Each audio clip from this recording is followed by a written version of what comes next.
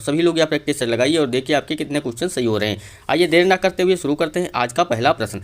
निम्नलिखित में से कौन नरमपंथियों का नेता नहीं था? तो निम्नलिखित में से कौन नरमपंथियों का नेता नहीं था आपसे पूछा गया। Option A Aurobindo Ghosh, option B W C. Banerjee, option C Gopal Krishna Gokhale, option D George Yule. बहुत ही इंपॉर्टेंट क्वेश्चन हैं सभी। आपको अगर नहीं आते हैं तो कॉपी में नोट करते रहिए, आपको पेपर में सीधे क्वेश्चन यही मिलेंगे। तो सही उत्तर इसका होगा option number A Aurobindo Ghosh. नरमपंथियों का नेता नहीं था तो कौन नहीं था? अरविंदो घोष। अगर हम बात करते हैं भारतीय राष्ट्रीय कांग्रेस के बारे में, तो भारतीय राष्ट्रीय कांग्रेस की स्थापना किसने की थी? तो ए.ओ. हुम ने गवर्नर जनरल लॉर्ड डफरिन के शासनकाल के दौरान किया था। इसका पहला सत्र कब हुआ था इंडियन नेशनल कांग्रेस का? तो 1885 में डब्ल्यू.सी. बनर्जी की अध्यक्षता में बॉम्बे में आयोजित किया गया था। और वर्ष 1907 में कांग्रेस के सूरत अधिवेशन में कांग्रेस दो भागों में विभाजित हुआ था। इसमें नरमपंथी और चरमपंथी दो भागों में कब विभाजित हुआ था पूछा जाए तो 1907 में कांग्रेस के सूरत अधिवेशन में। इसे सूरत विभाजन के नाम से भी जाना जाता है। तो इसका सही उत्तर option number A Aurobindo Ghosh होगा। अगला प्रश्न दिया गया, भारत छोड़ो आंदोलन के दौरान मुंबई के गोलिया टैंक मैदान में किसने राष्ट्रीय ध्वज फहराया था? बहुत बार एग्जाम में पूछा गया क्वेश्चन है। भारत छोड़ो आंदोलन के दौरान मुंबई के गोलिया टैंक मैदान में किसने राष्ट्रीय ध्वज फहराया था आपसे पूछा गया है। Option A Jawaharlal Nehru, option B Anurag Asaf Ali, option C Mahatma Gandhi, option D Sarojini Naidu. तो सही उत्तर आपको बताना है इसमें क्या होगा। सही उत्तर होगा option number B Anurag Asaf Ali. अनुराग आसफ अली एक राजनीतिक कार्यकर्ता थी और उन्होंने भारतीय स्वतंत्रता आंदोलन में भाग लिया था। उन्हें भारत छोड़ो आंदोलन के दौरान मुंबई के गोलिया टैंक मैदान में भारतीय ध्वज फहराने के लिए जाना जाता है। और 1958 में वह दिल्ली की पहली मेयर बनी थी। क्या था? 1958 में अनुराग आसफ अली दिल्ली की पहली मेयर भी बनी। आपको याद रखना है सही उत्तर इसका option number B Anurag Asaf Ali इसका सही उत्तर होगा। अगला प्रश्न दिया गया है, राजा राम मोहन राय की प्रसिद्ध कृति एकेश्वरवादियों का उपहार किस भाषा में लिखी गई थी? तो एकेश्वरवादियों का उपहार किस भाषा में लिखी गई थी आपसे पूछा गया है। तो सही उत्तर क्या होगा? सही उत्तर बताना है। Option A Farsi, option B Angrezi, option C Arabi, option D Bengali. तो सही उत्तर क्या होगा? सही उत्तर होगा ऑप्शन नंबर ए फारसी भाषा में एकेश्वरवादियों का उपहार जो है फारसी भाषा में लिखी गई थी। उन्होंने 1804 में राजा राम मोहन राय ने 1804 में फारसी में एकेश्वरवादियों को एक उपहार तुलफत उल मुहावदीन लिखा था। वह एक भारतीय समाज सुधारक थे जो ब्रह्म समाज के संस्थापकों में से एक थे। उन्होंने सती प्रथा को समाप्त कर दिया।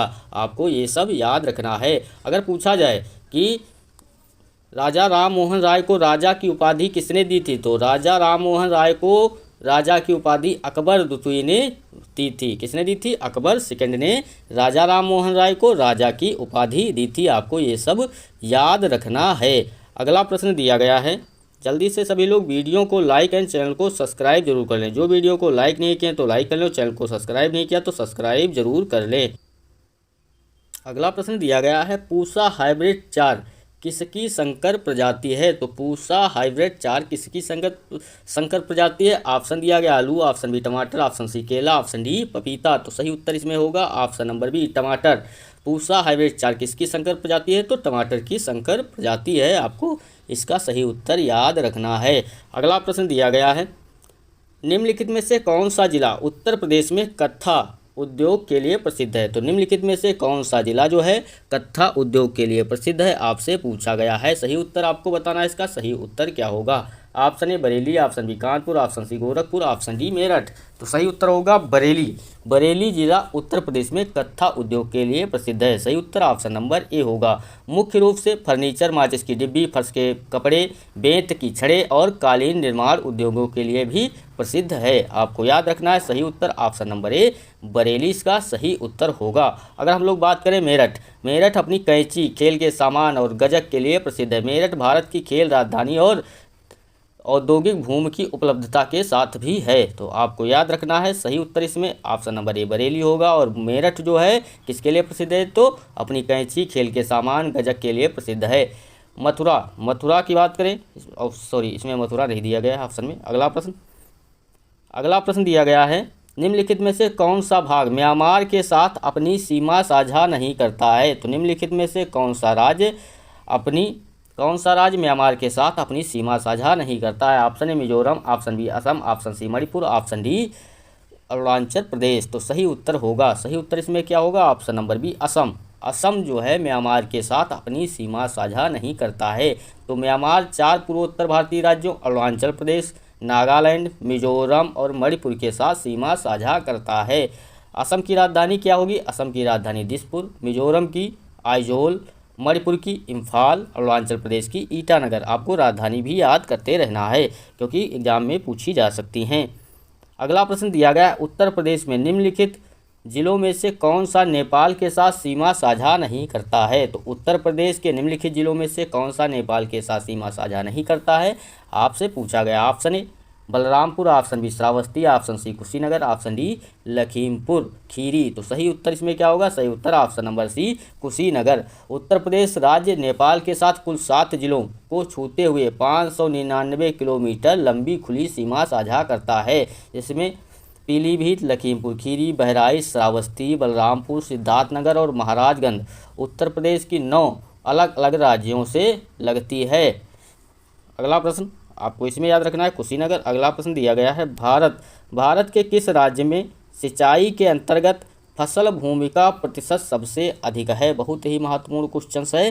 भारत के किस राज्य में सिंचाई के अंतर्गत फसल भूमि का प्रतिशत सबसे अधिक है? सही उत्तर इसमें बताना है आपको। क्या होगा? Option A Tamil Nadu, option B Gujarat, option C Punjab, option D Karnataka. तो सही उत्तर होगा ऑप्शन नंबर सी पंजाब। क्या होगा सही उत्तर? ऑप्शन नंबर बी सी इसका सही उत्तर पंजाब होगा।